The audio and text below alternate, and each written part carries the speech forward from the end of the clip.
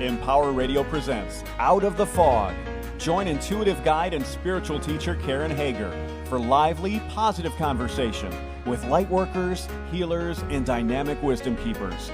Get ready for inspiration and connection. This is Out of the Fog on Empower Radio. Here's your host, Karen Hager. Hello and welcome to Out of the Fog. I'm Karen Hager. Each week at this time, we gather for a spiritual conversation with enlightening guests, and I'm glad you're here. You can stay connected with the show and find out more about what I'm doing, which a lot of times is I'm doing jigsaw puzzles and I'm doing things with yarn. You can find me over there at Fog City Psychic on Instagram. I've started doing a video card of the week, which has turned out to be a lot of fun. So follow me there and kind of chime in on that. I'd love to know how the card I pull at the beginning of the week might have resonance for you as you move through the week. So that's on Instagram at Fog City Psychic. Sometimes it takes a catastrophic event, something life-changing, a big upset to wake us up. We get diagnosed with a life-changing illness. We end a long-term relationship. We unexpectedly get laid off, or we face something that just absolutely upends life as we know it. All of us encounter these turning points. So how do we face them? What do we do? Well, my guest today is Radha Ruparell, and she's here to share her wisdom about how we can rise with courage through tough times and use those lessons to unlock our greatest selves. So are you ready to meet her? Radha Ruparell is a global cross-sector leader with expertise in leadership development and personal transformation. She's worked with CEOs, Fortune 500 senior executives, social entrepreneurs, and grassroots leaders around the world. Radha heads the Collective Leadership Accelerator at Teach for All. That's a global network of independent organizations in 60 countries committed to developing leadership in classrooms and communities to ensure all children fulfill their potential. She holds a dual master's degree from Harvard University, and she's the author of Brave Now, Rise Through Struggle and Unlock Your Greatest Self. You can find out more about Radha and all her work at bravenowbook.com. Radha, welcome to Out of the Fog. Hi, Karen. Good to be with you. So I was taking my son for a flu shot, and he's a grown-up now, but he's scared of flu shots. And there were some other kids there with their parents, and the kids were scared. And the parents were saying, be brave, just be brave. You can do it. Just don't cry. Come on, just be brave. Just get through it. So what does it mean to you to be brave? That word's got so much baggage in it about like suppress your feelings and toughen up. What does being brave mean to you? Such a great question, Karen. And I think that word is so loaded. You know, I'll say one thing, which I don't think it is. I don't think being brave means not having fear. You know, particularly in these times, all of us are facing fear and uncertainty. What I've discovered about being brave, and I discovered it through a very difficult experience I went through this past year, is that being brave means just taking on each moment newly, even in the face of fear. You know, it means being willing to confront our feelings, all of them, you know, whether it is anger or sadness or joy, and not hiding them. You know, being brave means reaching out for help when you're afraid, not shying away and thinking you have to do it on your own. And mostly, I think being brave means allowing ourselves to be vulnerable and share the deepest parts of ourselves, even if it is fear, with others, not thinking that we have to wear these invisible masks all the time. So for me, that's what being brave is. And what that means is that just like your son or anyone else, in any moment, we can choose to be brave. Mm. And that's different from toughen up, don't show me any feeling.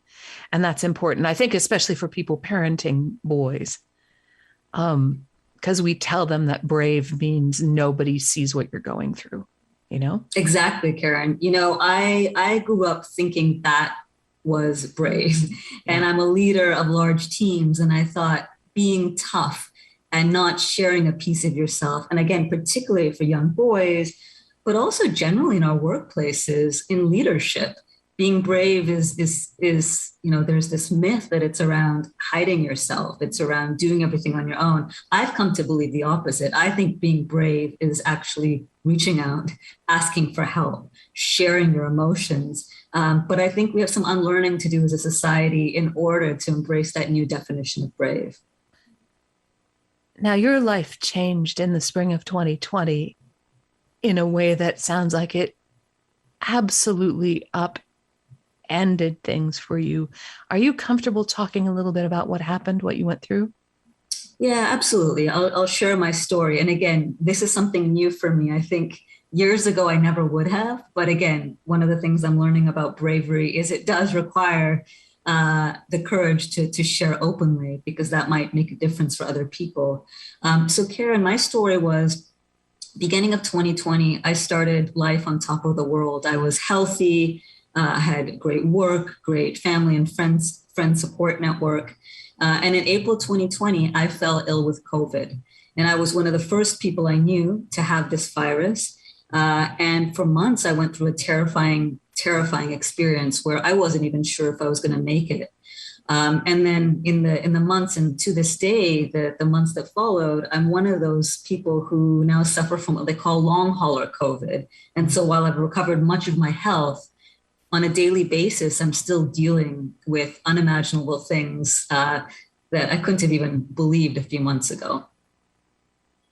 Wow. And that you talk about this in detail in the book in Brave Now. Do you find that as you this may sound silly, so let's see how this goes. Do you find that as you share your story, you feel better? I'm putting better in quotes. It doesn't remove viral load from your system, but does it help you feel better? Yeah, it's such a great question. This is one of the most powerful things I've discovered through this. So initially, when I fell ill, I barely wanted to tell anyone around about it.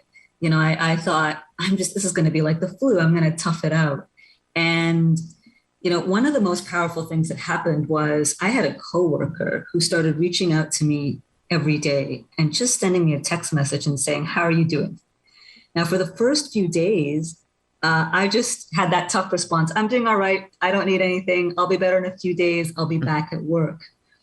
And then finally, one day I realized I need help and I need support. And so I started sharing with her. And that experience was so powerful because in that sharing, we developed such a beautiful connection that not only supported me, but what I realized was that every single time now I open myself up to someone else, they are starting to share their stories with me. It might not be an illness, but it might be something that they're dealing with.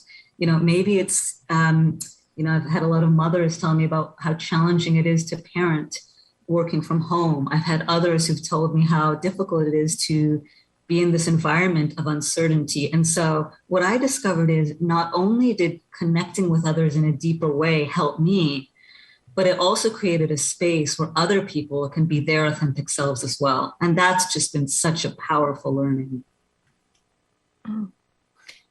When we find ourselves going through one of these catastrophic events, big life-changing events, what would you say to someone who reached out to you and said, Brave Now, it's a great title. I don't feel brave.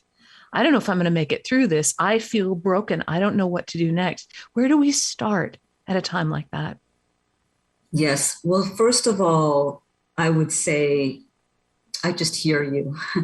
Tell me what's going on. Because Karen, the thing that helped me the most was people in my life who didn't try to rush and solve my problem, who didn't tell me, tough it out. They said, tell me what's going on. And they just heard me and they listened to me deeply and they just let me say what was happening. And sometimes just in the power of one person's listening, some of your pain can disappear, or at least I found that for myself. So that's the first thing I would do. I would listen.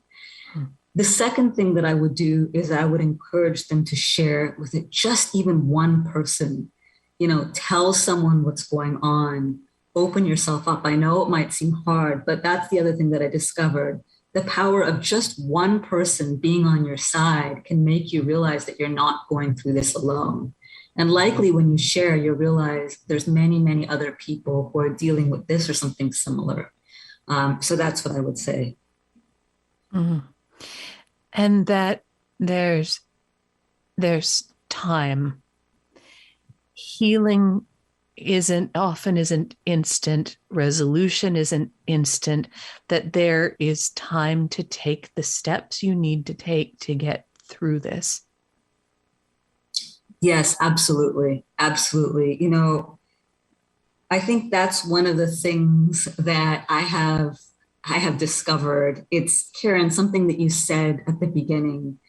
I mean, we need to take time to heal. You know, for me, it's been a year and a half, and I'm still on the healing journey. And one of the things that we also need to do is be compassionate with ourselves as we're going through this journey. You know, when I first fell ill, one of the things I started doing was I started looking at other people around me who got the same virus. And I said, wow, they're recovering in 2 weeks. They're recovering in 4 weeks. At first I said, what's wrong with me? I started comparing myself to other people. And that was the most dangerous thing. And it was actually people in my life who were more compassionate with me than I was with myself that reminded me about the importance of self-compassion. And so I think we both need time, but we also need to be aware of what we tell ourselves. And so, you know, on my kitchen counter, I have this note that I've written up that says, be gentle with yourself. And I see that every day. And it just reminds me that life is challenging sometimes, and we have to treat ourselves with respect and gentleness and compassion. Mm. The note I have here above my desk says, be kind, for everyone you meet is fighting a hard battle. Oh, wow. That's so beautiful, Karen. Yeah. So you and I I love that. We have similar notes. I call these little love notes to myself. It's just a good reminder of these intentions that we have, but it's just such a good reminder. I love that you have one too, Karen. Well, and the way that we talk to ourselves is so important. That negative self-talk can spin something that's already maybe not going well, already difficult, already a challenge, can really spin it into something really negative. Yeah, that's right. You know, one of the things that I discovered through this whole battle was our language matters, and the words we say to others matter, but the words we say to ourselves matter just as much. Mm-hmm. And so I've learned to, again, just notice what I'm saying to myself. If I say, why am I not healthy already? Why haven't I recovered? I try to change that language to, I hope I develop the power to be able to deal with my circumstances, whatever life throws me. Or Karen, I used to wake up in the morning and, you know, I would have so many symptoms. Sometimes I would have trouble breathing. Other times I would have nausea. Other times I would wake up with my heart racing at 150 beats a minute. Oh. And sometimes what would happen is if I woke up in a bad state, I would say to myself, oh no, this is going to be a bad day. Well, you know what happens? The minute you say those words to yourself, well, that's what happens, right? Everything then you see through that lens of this is going to be a bad day. So I've started just adjusting my language slightly. So instead of saying this is going to be a bad day, I now just say to myself, all right, I'm having an off moment. And that simple switch in language is so powerful because what it doesn't do is it doesn't suppress what I'm feeling. Like it allows me to feel whatever I'm feeling in the moment. But at the same time, in the next moment, I can choose to be another way. So I've just got really, really intentional about the words that I say to myself. And it's something I have to practice on a day-to-day basis. You're listening to Out of the Fog, and I'm talking with Radha Ruparell. Her new book is Brave Now, Rise Through Struggle and Unlock Your Greatest Self. And you can find out more about Radha and her work at bravenowbook.com. I love micro movements. Boy, do I love micro movements. And in your book, you talk about what you call micro practices and how they can lead us to build lasting habits. And I was wondering, what's an example of a micro practice for you that's been especially powerful? And maybe there are some of those you'd like to share with the listeners. Yeah, absolutely. Well, let me just share two. So one is anytime you're starting a new habit, one of the things I've realized is to start small. Start so small that you can make it happen. So it's just one example of this. After I'd been sick for a month, I had been bedridden, and just even the act of walking was difficult. And so in order to start walking, I developed a micro practice. So, the first few days, it was just, okay, I'm going to take a walk back and forth to my kitchen just to get food, just a minute, and I'll do it once a day. Then I started going out with a friend, and he used to take me and his dog for a walk, and we'd walk down the block for 2 minutes. Then the next day it was 5 minutes, and the next day it was 10 minutes. And I share this with walking, which is something that's now innate to all of us. But whatever it is, whether it's building a writing habit or meditation or trying to exercise, that's one thing I've learned is start small in 1 or 2 minute segments and build up. But my favorite micro practice, Karen, comes back to this idea of self-compassion. So at the end of each night, one of the practices I do, it's a micro practice to build self-compassion, is I just acknowledge myself for something small from that day, something that I'm proud of. And it kind of seems silly and self-indulgent at first, but what I realized is when we're compassionate to ourselves, then we're able to be compassionate with others as well. And so some days, Karen, when I first fell ill, it was, I got out of bed today. That I acknowledged myself for. Or I took a walk for 5 minutes. Later in my journey, it was, I decided I wanted to share my story. So I would acknowledge myself for, I wrote a few words today, or, I did something very tiny and small. And so just this micro practice of taking 1 minute every day and acknowledging ourselves for something that we're proud of, I think allows us to notice the good stuff in our life and allows us to do it in just a minute a day or less. I love that. I personally love to think about leaving a little treat for myself at the end of the day. Whether that, for example, if you went in my bedroom right now, you'd see the book that I'm going to read before bed laid out right on my pillow. I love leaving something small for myself to kind of find at the end of the day, almost as a blessing for myself when I come into the room. So I love that practice of acknowledging yourself and doing it with kindness.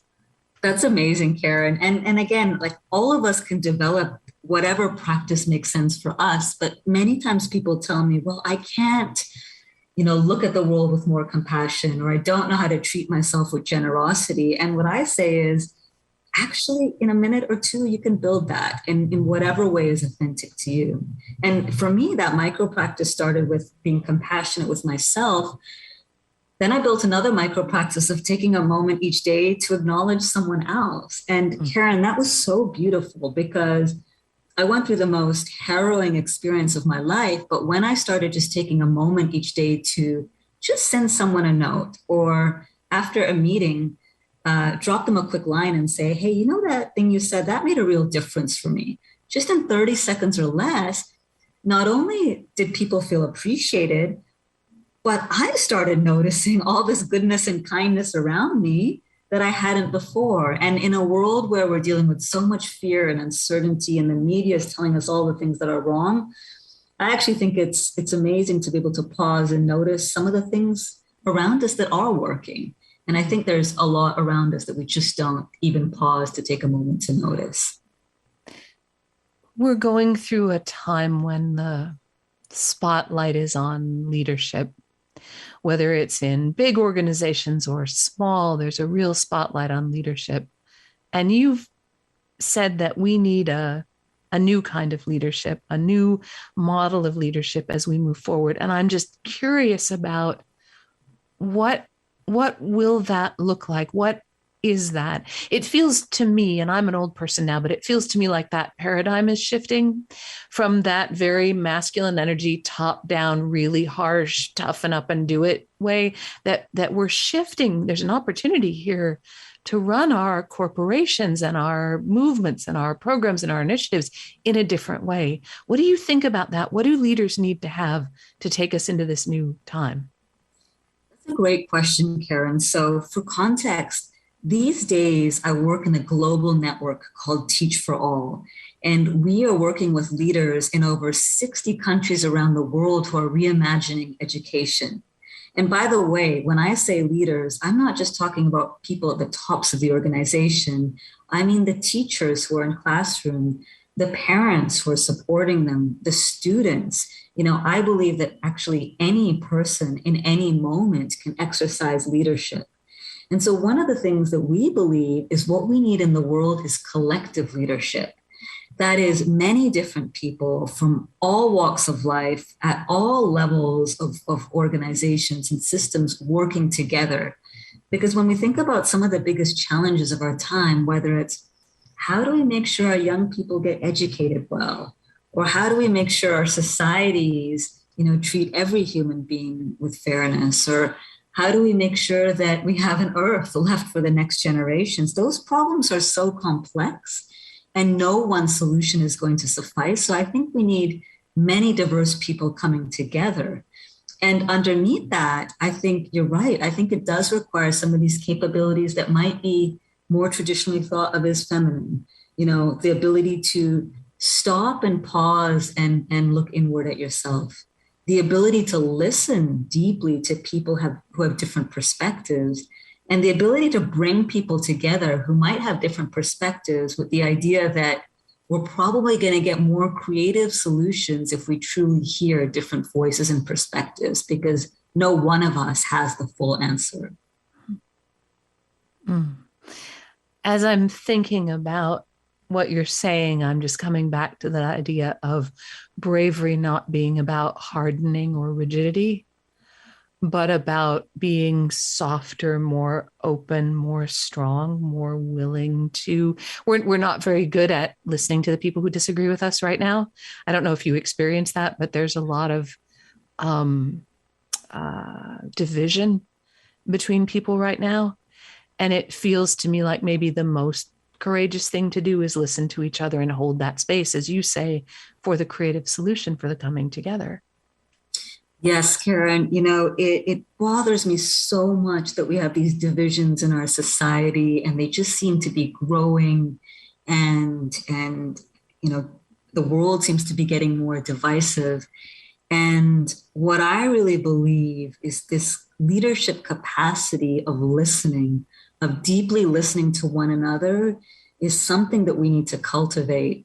I think we should teach this in our schools. Yeah. I think we as adults need to develop this capacity, and it takes something, but underneath it is just a very simple premise that all human beings have value and worth, and if you start there, then, when you approach a conversation with someone who has a different perspective, instead of being righteous about your own perspective, which, I can say I've been in that position as well. So I know how hard it is to step off that.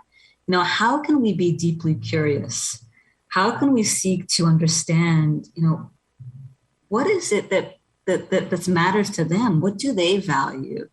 And I think that takes some skill. I also think that means taking a hard look at ourselves and understanding what do we value or what gets us afraid. And again, I think this is a skill that can be developed. And I wish we developed deep listening in our schools with the same rigor that we think about math and literacy. That's my greatest hope. Radha, thank you for talking with us and for sharing your experience. Thank you. Thank you, Karen. It was good to be with you. That's Radha Ruparell. Her new book is Brave Now.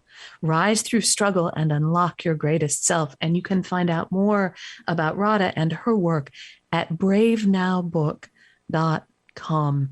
And you can always find me at KarenHager.com. It's a good place to find out about upcoming classes and events. You can even book a private intuitive session if you're so inclined. There's classes to check out. There's a ton going on. You can follow me on Instagram where I'm at Fog City Psychic. You can take a look at my baby. It's like a little tiny baby, like a baby kitten YouTube channel. I'm starting to put the podcast up there, just audio only for now. I don't know what I'm going to do with it later. And remember to take a deep breath. You are loved. You are seen. You're not alone. Thank you for listening today. Together we are spreading a little more light in the world, and a little more light is always a good thing. Until next time, I'm wishing you peace.